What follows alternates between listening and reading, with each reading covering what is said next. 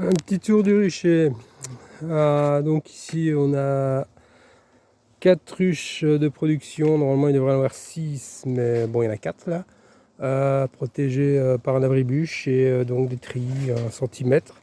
On a les muselières Good for Bee. Alors l'intérêt à sa capture des frelons. Est-ce que ça réduit la pression? J'imagine. Les abeilles là ne sortent pas. Bon, ce rucher ici est orienté est, sud-est on va dire. Donc on est à l'ombre déjà.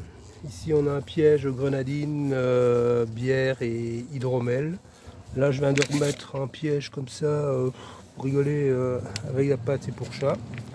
Belgian Trap ici, je sais pas si ça donnerait quelque chose avec le contre-jour et un peu de tout là, il y a de la place donc j'ai un peu tout mis pour voir.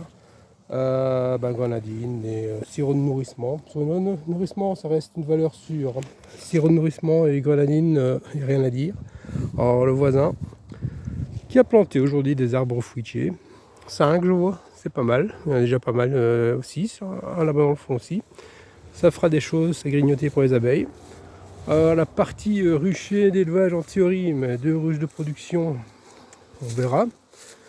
Voilà les mini plus, ici on a toujours nos copains qui sont là. J'ai fait des mini muselières. Normalement ça fait son œuvre. Là on a un frelon là, qui tient une abeille, qui cherche à sortir, hein. C'est un peu le principe ici. Le maillage d'1 centimètre les empêche de faire ce qu'ils veulent. Il y en a un pour l'instant qui se balade dans la muselière. On va voir s'il va monter, s'il va se casser. Je suis pas super convaincu du truc.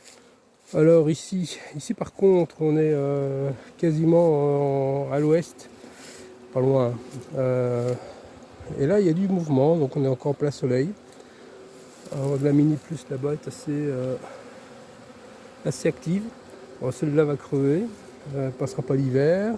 La verte peu probable. Et au niveau des ruches de production, celle de droite on verra. Mais est-ce qu'il y aura du miel en 2026? Il faudra déjà qu'il y ait des abeilles. On verra ça à ce moment là.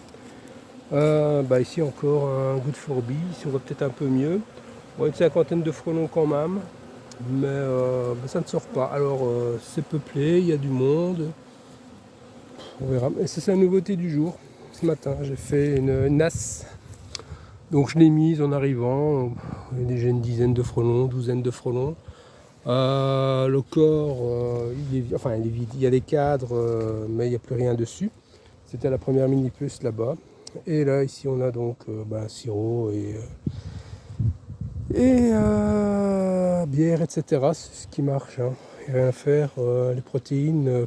Là, j'ai remis de la pâte THA aussi, mais force est de constater que sirop, grenadine, bière ou hydromel, ou vin, pardon, ça marche vraiment bien. Donc voilà un peu le tour du rucher. On verra. On verra ce que ça donnera là-bas. Hein. On a détruit cette année un nid de frelons, donc 50 mètres à tout casser. Est-ce que ça a réduit la pression? Non, honnêtement. Je ne pense pas que les frelons venaient ici.